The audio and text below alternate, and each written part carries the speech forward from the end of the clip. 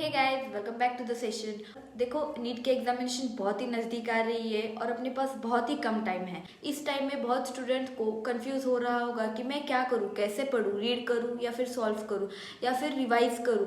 जो मैंने लेसन्स अच्छे से किए हैं वो करूं या ना करूं, उसे अच्छे से फिर से पढूं, उसे टाइम दूं या ना दूं। ये सभी क्वेश्चंस के आंसर मैं आपको आज इस वीडियो में देने वाली हूँ कि आपको इस 3 महीने में क्या करना है। That is smart work in 3 months.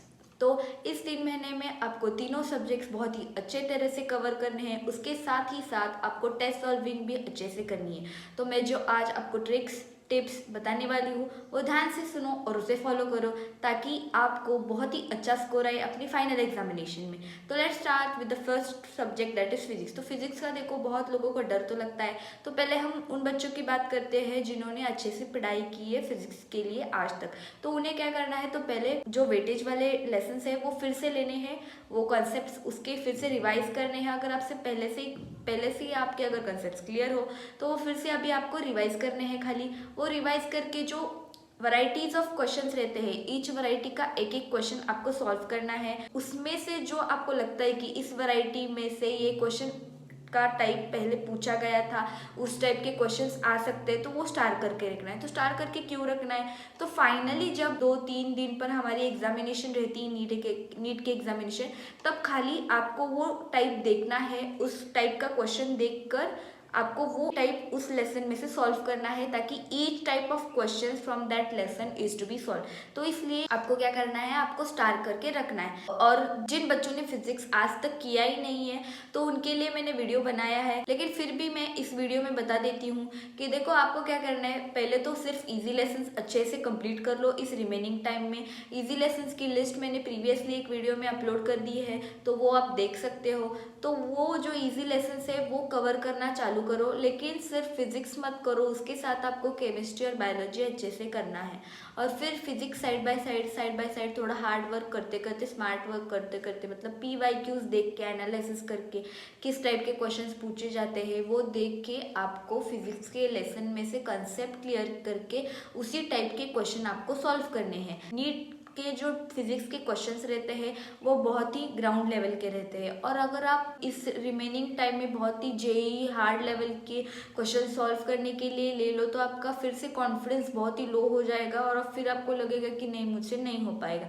इसलिए आपको क्या करना है, तो PYQs देख लेने हैं। उससे क्या होगा कि आपको पता चलेगा कि नीट के क्वेश्चंस किस टाइप के रहते हैं। इसलिए PYQs आर इम्पोर्टेंट। और उसके साथ साथ जिन बच्चों ने नहीं किया है तो उनके लिए मैंने बताया कि आपको फर्स्ट इजी लेसन्स लेने हैं, फिर वो रिवाइज करने हैं, और then only you should move for the medium lessons, and then if you get time then hard lessons. तो इसी इजी और मीडियम में से आपको 100+ मार्क्स आराम से आ जाएंगे। तो यही स्मार्ट वर्क आपको करना है। Let's turn towards chemistry. तो केमिस्ट्री में आपको क्या करना है, कॉन्सेप्ट सॉल्विंग और कंसेप्ट क्लियरिंग, और फिर रीडिंग। इनऑर्गेनिक केमिस्ट्री का रीडिंग, ऑर्गेनिक केमिस्ट्री का कंसेप्ट क्लियरिंग, और फिजिकल केमिस्ट्री का भी मतलब कंसेप्ट क्लियर होना चाहिए, बेसिक्स जो है वो क्लियर अच्छे से होने चाहिए। तो ये आपको सम सॉल्व करने आ जाएंगे। तो ये चीज़ें सभी एक साइड, और दूसरे साइड पे आपको क्वेश्चन सॉल्विंग अच्छे से करनी है। दोनों आपको बैलेंस करना है। ऐसा नहीं है कि मैं सिर्फ रीड करूंगी और सॉल्व बाद में करूंगी, इससे बिल्कुल भी आपको प्रॉफिट नहीं होगा, आपको लॉस ही होगा। Because only reading doesn't give the results. आपको रीडिंग के साथ साथ मतलब आपको फैक्चुअल क्वेश्चंस वगैरह वगैरह सॉल्व करना भी पड़ता है, तो उसी के बाद ही आपका स्कोर इंक्रीज हो जाएगा। तीसरी बात है बायोलॉजी के लिए। तो बायोलॉजी के लिए कई बच्चों का ऐसा होता है कि मैंने बहुत बार पढ़ लिया है, 1000 बार मैंने पढ़ लिया है, अब मैं खाली फिजिक्स और केमिस्ट्री कर लूंगी। लेकिन कैसा होता है कि अगर आप बायोलॉजी पढ़ते नहीं, आप रिवाइज ही नहीं करोगे, तब तक तो मतलब वो वोलेटाइल हो जाएगा आपके माइंड से, और आपका जो कॉन्फिडेंस है वो एग्जाम के टाइम पे बहुत ही कम हो जाएगा। तो आपको जब तक एग्जाम नहीं हो जाती तब तक आपको पढ़ते रहना है, आपको रीड करते रहना है। लेकिन सिर्फ रीड नहीं करना है, आपको रीड करने के साथ साथ आपको क्वेश्चंस भी सॉल्व करने हैं। आपको इसके लिए देखो NCERT बेस्ड क्वेश्चंस ही सॉल्व करने हैं। Don't go beyond NCERT because that is not fruitful. वो आपको कहीं भी मार्क्स नहीं देने वाला है। देखो, क्योंकि NTA जब से पेपर सेट कर रही है तब से हम देख रहे हैं कि जो मैक्सिमम क्वेश्चंस आते हैं वो NTA नीट NCERT के बेस्ड ही क्वेश्चंस निकालता है। तो why not we only do NCERT based questions and NCERT अच्छे से पढ़ ले।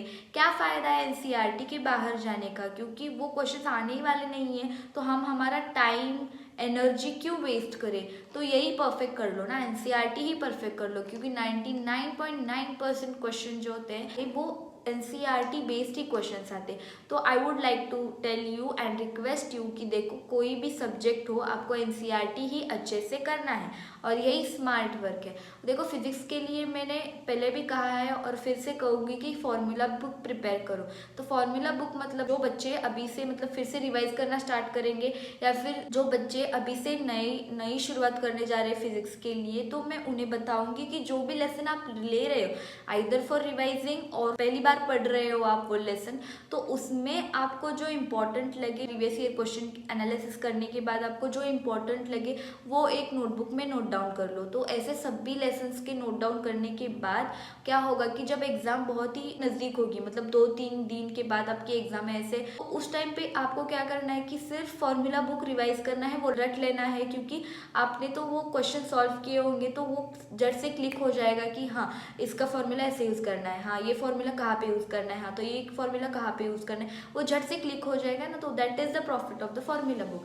सेकेंडली, आपको देखो ऑर्गेनिक केमिस्ट्री में नेम्ड रिएक्शंस बहुत ही इंपॉर्टेंट है, वो तो नेम्ड रिएक्शंस पे डायरेक्ट क्वेश्चंस आ जाते हैं, तो नेम्ड रिएक्शंस आपको बाय हार्ट ही करने हैं, आपको बहुत अच्छे से करने हैं। इन ऑर्गेनिक केमिस्ट्री में आपको सभी एलिमेंट्स के लिए पीवाईक्यूज देख लेने हैं, कौन से क्वेश्चन पूछे जाते हैं, जो फैक्चुअल क्वेश्चन रहते हैं वो तो अच्छे से पढ़ लो, थोड़ा बहुत बाय हार्ट करना पड़ता है वो भी कर लो। सभी चीज़ों के मेल्टिंग पॉइंट बॉइलिंग पॉइंट करने की ज़रूरत नहीं है, इनफैक्ट खाली ग्राफ कर लो उसका कि इस ब्लॉक में अब मेल्टिंग पॉइंट बढ़ते जा रहा है या फिर थोड़ा बढ़ के फिर कम हो रहा है, इतना अगर आप याद कर लो तो भी इनफ है। क्योंकि देखो उसी टाइप में असेंडिंग ऑर्डर में डिसेंडिंग ऑर्डर में मेल्टिंग पॉइंट बॉइलिंग पॉइंट पूछे जाते हैं। तो ये कब पता चलेगा कि ऐसा पूछा जाता है, जब आप एनालिसिस करो। तो यही पॉइंट्स है कि आपको पीवाईक्यूज एनालिसिस करना है, एनसीईआरटी बेस्ड क्वेश्चन सॉल्व करने हैं, फिजिक्स के लिए फॉर्मूला बुक तैयार करनी है, और बायोलॉजी के लिए आपको रीडिंग एंड सॉल्विंग बैलेंस करना है। आपको रीडिंग स्टॉप नहीं करनी है, आपको लास्ट मोमेंट तक रीड करते रहना है, ताकि आपका बायोलॉजी और परफेक्ट हो और लाइन टू लाइन आपकी अच्छे से याद रहे, ताकि कोई भी लाइन से क्वेश्चन एक्सट्रैक्ट किया गया हो फाइनल पेपर में तो उसका आंसर आप बहुत ही कॉन्फिडेंस के साथ दे सकते हो, and that will help you to go against, मतलब आपके निगेटिव मार्क्स से वो आपको बचा सकता है। ठीक है, so take care and all the best.